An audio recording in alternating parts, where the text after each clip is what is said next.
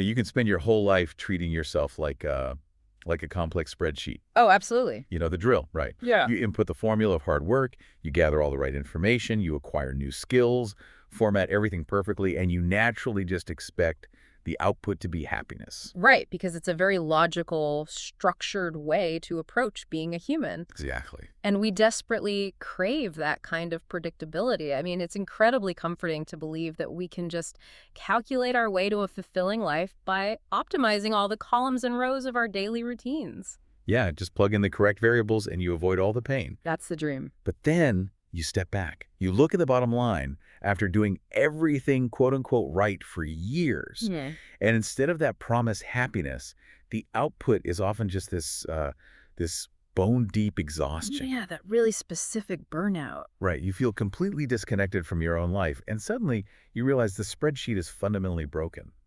I mean, it just can't account for a human experience that is profoundly unpredictable and, well, messy.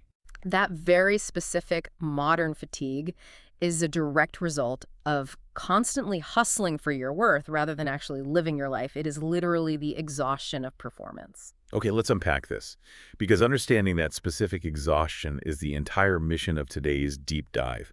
We are exploring excerpts from The Gifts of Imperfection by researcher Brené Brown to uncover why our constant hustle for worthiness is burning us out. And more importantly, how to actually embrace who we already are. Right. But to set the framework right away, we have to recognize that this is not a typical how-to guide for happiness. It doesn't offer like a clean 5-step shortcut to fix your life. No, definitely not. Instead, it's a deep exploration into the highly countercultural, scientifically backed daily practices of living what the author calls a wholehearted life. And I think grasping those practices actually requires looking at the author's own 2006 realization. Because before she even coined the term wholehearted living, she was just a grounded theory researcher hunting for patterns in her data. Completely oblivious to her own life. Yeah, exactly. And her initial resistance to her own research perfectly mirrors the skepticism a lot of us feel when confronting this kind of work. Oh, for sure. I mean, she was collecting thousands of pieces of data on people who lived with a deep, unshakable sense of worthiness. And as a researcher, she naturally tried to quantify this by creating 2 columns. The spreadsheet again. Right, exactly. She made a do list, which featured traits like courage, compassion, and joy, and a don't list, which consisted of perfection, numbing, and the intense need for certainty. And she looked at those lists and had this jarring, incredibly uncomfortable realization that she was living her entire life on the don't list. Yeah, that had to hurt. Right. She was doing everything possible to be perfect and certain and completely missing the joy and courage. It triggered a year of intense soul work and therapy because treating her life like that optimized spreadsheet was basically destroying her from the inside out. What's fascinating here is how society labels that kind of sudden, drastic realization. We typically call it a midlife crisis. Right. We brush it off as a total cliche. Exactly, but the data paints a very different picture. It's not a crisis, it's an unraveling. It's a specific developmental milestone where the universe essentially challenges you to let go of who you think you are supposed to be and finally embrace who you actually are. Which leads us to the core definition of wholehearted living, which is engaging in your life from a place of worthiness. Yes. The absolute core belief of this mindset is worthy now, not if, not when. Worthiness has 0 prerequisites. That is such a hard concept for people to swallow. It really is. You don't magically unlock it when you lose 20 pounds or when you finally get that promotion or when your kids make the honor roll. Right, it implies you are inherently worthy as you sit there right now. But since wholeheartedness is the destination we are aiming for, we need to understand the tools required for the journey. The roadmap. Exactly. The text identifies 3 specific daily practices to get us there: courage, compassion, and connection. These function as the tripod of worthiness. Let's dig into courage first, because I feel like the word itself gets completely distorted. When we hear courage, we usually picture heroics. Right. Running into a burning building, saving a life. Exactly. But the original Latin root of the word courage is cor, meaning heart. Originally, the word meant to tell the story of who you are with your whole heart. This is about ordinary courage. And that shift from physical bravery to emotional vulnerability changes everything. The text illustrates this beautifully with a story about the author's daughter, Ellen. Oh, the sleepover story. Yeah, she called home late at night from a sleepover, telling her mom she wasn't brave enough to stay. Which is heartbreaking to hear as a parent. Right.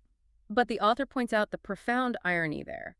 Waking up an adult you hardly know, stating your boundaries, and asking for what you need when you're incredibly uncomfortable, that is actually the ultimate act of ordinary courage. It is so much easier to just suffer in silence to keep the peace, you know? Absolutely. Speaking up, especially when it's awkward, creates a genuine link between people, which transitions us perfectly to the second tool on the tripod, which is connection. Right. That energy that exists when people feel truly seen, heard, and valued. And we have to emphasize the biological reality of this. Connection isn't just some warm, touchy-feely concept reserved for greeting cards. No, not at all. Drawing on Daniel Goleman's neuroscience research, the text shows we are biologically hardwired for this. When we experience genuine connection, our brains regulate our stress responses. It fundamentally alters our neural pathways and brain chemistry. So lacking it isn't just a psychological bummer, it actually breaks us down physically and emotionally. Yes, exactly. And we have to be so careful today because technology frequently acts as an imposter here. We mistake hypercommunication for real connection. Like firing off 100 emails or constantly scrolling social media. Right, but it lacks the physical, biological regulation of truly being seen. It's empty calories. That illusion of connection leaves us completely starved. And when we are starved, we become highly judgmental and defensive, which makes the third tool, compassion, almost impossible to access. Right, because compassion derives from Latin meaning to suffer with. Yes. And the text shares this incredibly visceral story about compassion, calling it the gun-for-hire shame storm. Oh, this story is so intense. It really is. The author was invited to speak at a PTO meeting about boundaries, but she was unknowingly set up by the principal to basically scold these parents for hovering in the classrooms. Imagine walking into a room expecting an eager, receptive audience, and instead hitting just a wall of absolute fury. It sounds like a nightmare. Totally.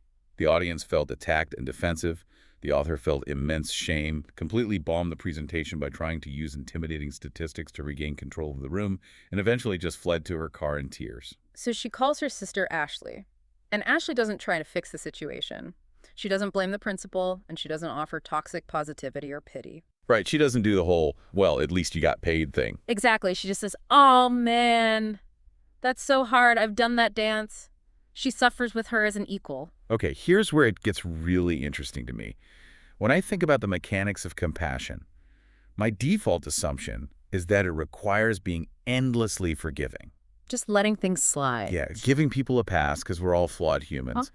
But the text asserts that compassion actually requires setting firm boundaries. How does that make any sense? I know, it feels entirely contradictory until you examine the mechanics of resentment. Okay, tell me more.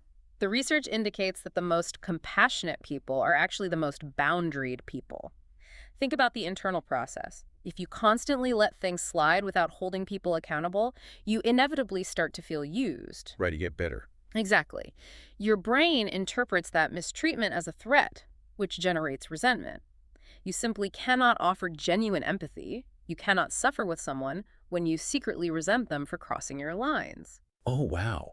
So accountability is the actual mechanism that clears the emotional runway for compassion. Precisely. Boundaries protect your energy so you can actually afford to be compassionate without destroying yourself in the process. Okay, so if we know we need courage, compassion, or connection to survive, why do we constantly fail to use them?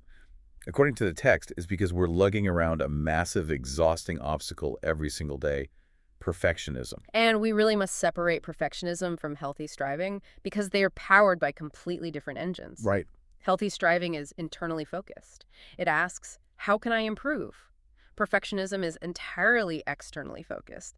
It asks, what will they think? I keep picturing perfectionism as wearing, like, a 20-ton medieval shield to a friendly dinner party. That is a great visual. Right. You genuinely believe this heavy armor is keeping you safe from criticism, judgment, and blame. But the reality is it's just exhausting you, weighing you down, and making it completely impossible for anyone at the party to actually get close to you. It's a self-destructive, addictive belief system based on a total illusion of control. Yeah. If we connect this to the bigger picture, Carrying that 20-ton shield leads directly to what the text calls life paralysis. Life paralysis. Yes, this is the tragedy of all the missed opportunities, the unwritten books, the unpursued careers, the innovative ideas you never share in a meeting. Because you're just so scared. Exactly. The fear of putting something flawed into the world becomes so paralyzing that we choose to do nothing at all, falsely believing that doing nothing protects us from judgment. To put that shield down, the text points to Dr. Kristin Neff's concept of self-compassion, breaking it down into 3 actionable mechanics: self-kindness, common humanity, and mindfulness. Those 3 are so crucial. They really are. Yeah. And there's this highly relatable story where the author misspelled an expert's name in an important email asking for permission to quote her. Well, the dread you feel when you realize you did that. It's the worst. Her immediate reaction was total perfection paralysis. She spiraled thinking, I'm a sloppy hack, she hates me, my credibility is ruined. Her internal gremlins completely took the wheel. Yeah. But this is where those 3 mechanics come in. Instead of self-abuse, she actively practiced self-kindness by speaking to herself the way she would speak to a friend. Which is so hard to do in the moment. It takes practice. But then she tapped into common humanity by acknowledging that literally everyone makes typos. She isn't uniquely broken. And the mindfulness piece is what actually stops the spiral.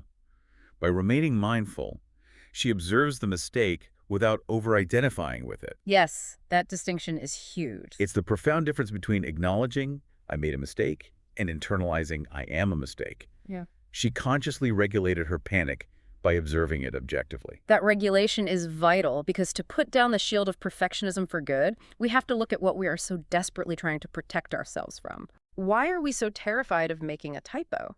That takes us directly into what Carl Jung called the swampland of the soul, which is shame. The master emotion. Indeed. We have to clearly distinguish shame from guilt because they operate on completely different neural pathways. Guilt is the realization I did something bad. Because it focuses on a specific behavior, guilt can actually motivate a positive change or an apology. But shame is the overarching belief I am bad. Shame is a full-scale attack on your identity. Wow. It correlates heavily with addiction, depression, and aggression because it tells you that you are fundamentally flawed and unworthy of love or connection. So what does this all mean for us?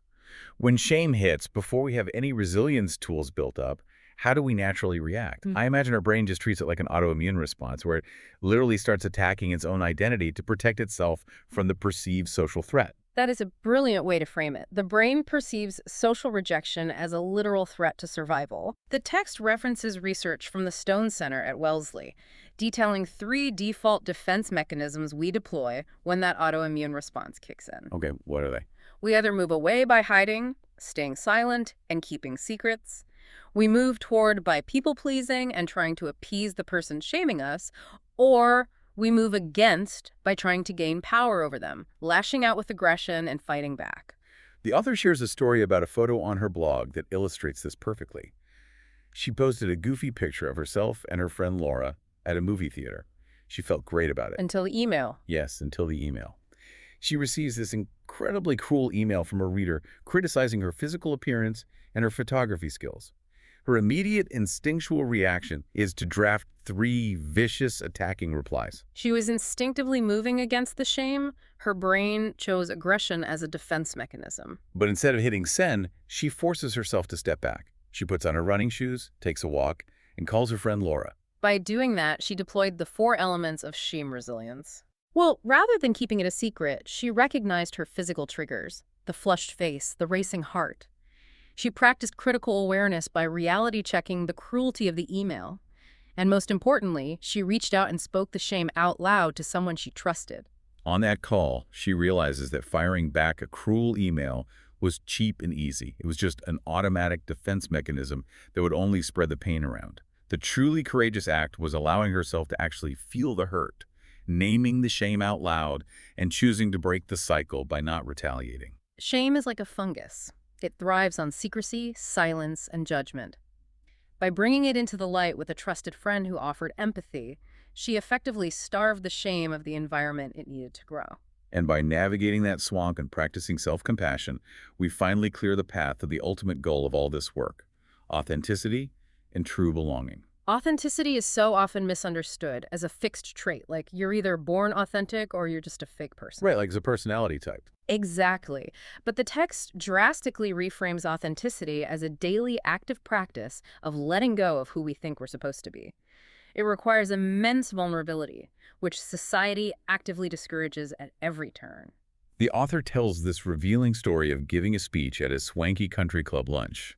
Mhm. The organizer literally sizes her up beforehand and issues a strict set of demands. This part is wild. It is. They tell her to keep the talk light and breezy, give the audience a quick how-to guide, and whatever you do, do not say the word shame because people are eating. It is a perfect, almost comical encapsulation of how terrified our culture is of the dark, messy stuff. Just ignore it and it doesn't exist. Right.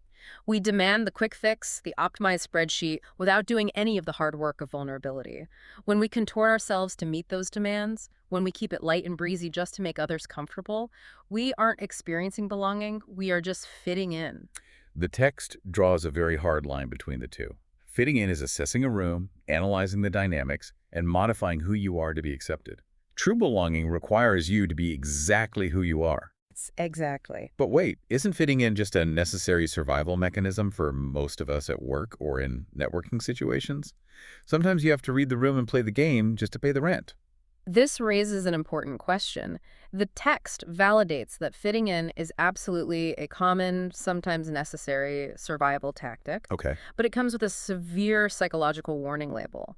When you constantly trade your authenticity for safety, the side effects are heavy. Anxiety, depression, resentment, and a very specific kind of grief. Wow, grief. Yeah, because the profound insight here is that your level of true belonging can never be greater than your level of self-acceptance. Oh, that makes sense. If you only present a fake, carefully curated version of yourself, any acceptance or praise you receive is for that fake persona. It leaves the real you feeling even more isolated and unknown. Wow.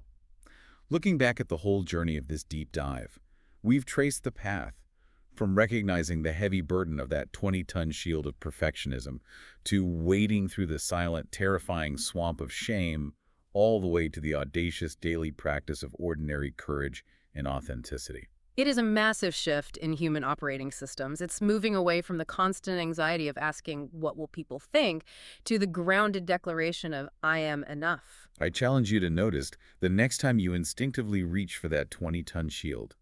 Maybe it's in a board meeting when you have an unconventional idea. Maybe it's in an argument with your partner. Or maybe it's just looking in the mirror getting dressed in the morning. Just notice the impulse to armor up and see what happens if you try putting it down. Let yourself actually be seen. As we close, there's one more concept from the text that ties this all together beautifully. The author examines what she calls the old dig deep button. Oh, I know that button well. We all do. The one you push when you are completely exhausted, emotionally depleted, but society tells you to just push through, suck it up, and keep producing at all costs. But she replaced it with a new kind of dig, DIG.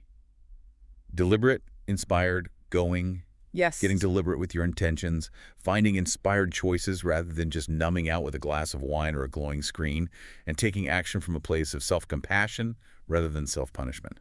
It fundamentally challenges the core of how we operate in a hustle culture that praises burnout. Which leaves us with this final thought for you to ponder. We live in a world where exhaustion is constantly worn as a status symbol. What would your life, your workplace, or your family look like if you completely dismantled that old dig deep button tomorrow? What a question. What if you stopped equating your productivity with your self-worth and finally stopped trying to optimize a life that is secretly leaving you bone-tired? Let's leave that spreadsheet mentality behind and embrace the messy, beautiful reality of who we actually are.